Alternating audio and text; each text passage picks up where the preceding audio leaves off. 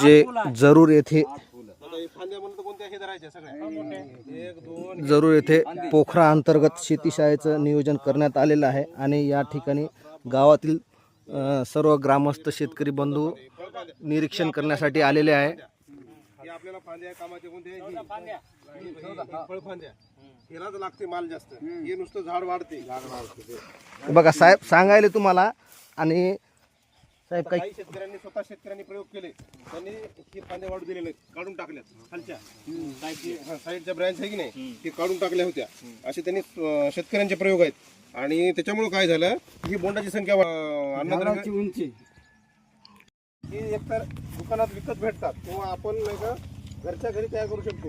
असे हे जाड पुठ्ठ्याचे कागद घ्यायचे, तेवढे तुकडे करायचे आणि याला काय करायचं, सगळ्याच्या घरी मोटरसायकल येते जवळपास सगळ्याच्याच घरी, ते आपण ऑइल बदलतो ना, ते खराब ऑइल नाही का तिथं ठेवायचं नाही, ते घेऊन यायचं रिकाम्या बॉटलमध्ये कशामध्ये बी ऑइल याला लावायचं किंवा ग्रीस भेटते ग्रीस लावायचं। ग्रीस लावून आहे की नाही, हे झाडाच्या वर एवढ्यामध्ये याला काठी लावून किंवा झाडाला जरी वर बांधलं समजा तर हे आपल्या शेतामध्ये पांढरी माशी, आता मी दाखवली होती, एक दिसली होती आपल्याला पांढरी माशी, बारीक एकदम बारीक असते उठते, हा पांढरी माशी हे याला येऊन चिटकून जातात।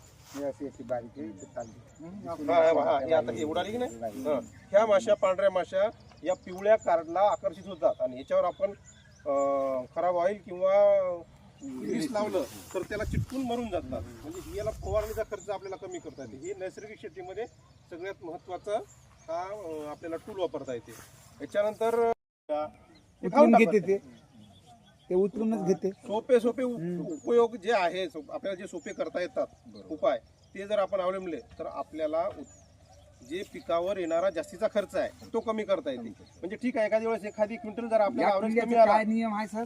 हा ते दुसरा भुंगा आता इथं दाखवलं ना तुम्हाला, ते ते पांढरा भुंगा दाखवला होता, ते करडा आहे करडा, ते फक्त कवर नाही म्हणजे नुकसानकारक नाही सध्या तरी परिस्थितीमध्ये, कुठेतरी एखादी 2 दिसायला हे जर याचं प्रमाण थोडं जवळ या ना, तर काय होते, हे पानं मागच्या बाजूने नाही का लाल होतात, हे इकडे काय करते